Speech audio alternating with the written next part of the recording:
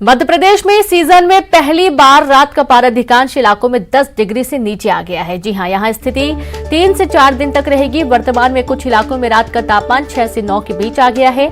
बीती रात पचमढ़ी में सबसे सर्द रही और यहां रात का पारा 4.4 डिग्री दर्ज किया गया। तो वहीं सीजन में पहली बार मध्य प्रदेश में पारा इतना कम हुआ है। मौसम विभाग के अनुसार रात के बाद दिन का पारा भी नीचे आएगा।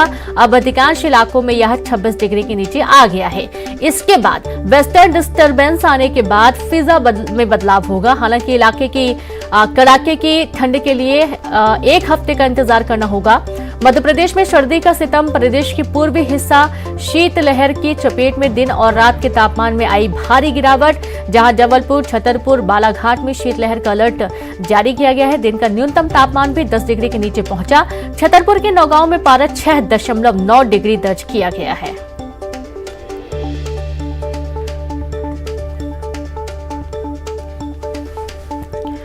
और चलिए सीधे रुक करेंगे भोपाल से संवाददाता जितेंद्र और ग्वालियर से सुशील लाइव जुड़ गए हैं। तो सबसे पहले तो जितेंद्र आपके पास आते हैं। हम देख पा रहे हैं कि काफी धुंध भी है, कोहरा अभी भी छाया हुआ है, यानी कि कड़ाके की सर्दी की शुरुआत हो गई है। जितेंद्र। बिल्कुल रीनू, कड़ाके की सर्दी की शुरुआत हो चुकी है और अगर बात करें तो ऐसे 15 जिले जहां पर शीतलहर के लेकर येलो अलर्ट जारी कर दिया गया है। छतरपुर और इसके अलावा जबलपुर ऐसे कई इलाके हैं जहां पर शीतलहर और कड़ाके की ठंड का एहसास करा दिया गया है। और इसके अलावा अगर बात करें तो नौगांव में 6.9 रात का तापमान रहा है और बाकी कई ऐसे जिले हैं जहां पर दिन में भी 10 डिग्री से ज्यादा तापमान नहीं उठ पा रहा है। तो कह सकते हैं कि लोगों को खासी दिक्कत का सामना करना पड़ रहा है। कई जिलों में स्कूलों का टाइम टेबल बदल दिया गया है क्योंकि कड़ाके की ठंड में बच्चों के भी बुरे हाल हैं। उन्हें छोड़ने जब पेरेंट्स भी जाते हैं तो कहीं ना कहीं हालत उन लोगों को भी ठंड से कहीं ना कहीं उनकी खराब हो रही है। इसे देखते हुए मौसम विभाग ने अलर्ट जारी कर दिया है, येलो अलर्ट है और कोहरा और ओस की वजह से भी फसलों को भी नुकसान हो रहा है। रीनू जी बिल्कुल, फसलों को भी नुकसान हो रहा है और सबसे बात अच्छी ये है कि लोग इसका आनंद भी ले रहे हैं इस ठंड का। साथ ही सुशील आपके पास आते हैं। ग्वालियर चंबल अंचल में किस तरीके की स्थितियां हैं? चूंकि ठंड तो बढ़ गई है और कई इलाकों में भी देखा गया कि 10 डिग्री के नीचे तापमान दर्ज किया गया रात के समय में।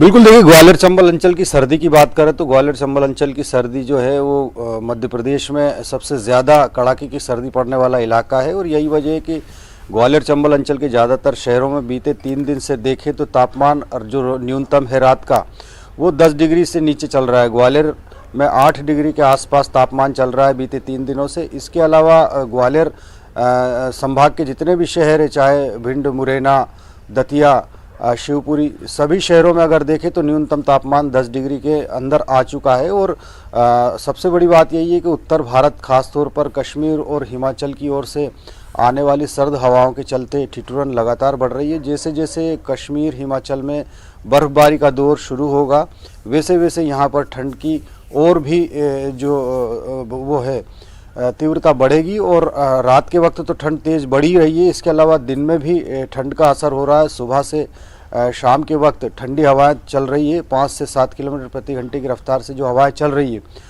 उससे ठंडक महसूस हो रही है। दिन का पारा भी अगर देखें तो 25-26 डिग्री के आसपास आ गया है।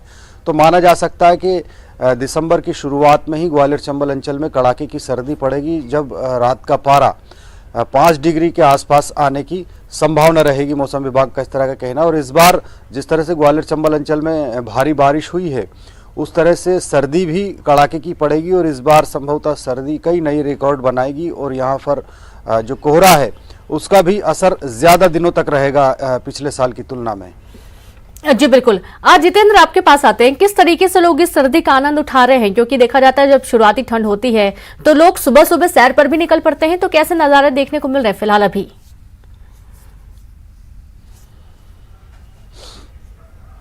बिल्कुल रीनू, ये बात आपने सही कही। भोपाल में खासे मॉर्निंग लवर्स हैं और यहाँ पर कई ऐसे ग्रुप बने हैं, सुबह से ही निकल जाते हैं मॉर्निंग वॉक पर, जिसमें महिलाएं, बुजुर्ग और बच्चे भी शामिल हैं। अगर बात करें तो बड़ी संख्या में यहाँ पर सुबह लोग निकल जाते हैं। मगर अब मौसम चेंज हो चुका है तो मॉर्निंग वॉक का मजा भी अलग है और कहीं कहीं जगह पर अलाव लगाकर लोग सुबह से ही ठंड का आनंद भी लेते नजर आते हैं और चाय की चुस्कियों के साथ ठंड की शुरुआत हो चुकी है। रीनू जी बिल्कुल, बहुत शुक्रिया आप सभी का तमाम जानकारी साझा करने के लिए।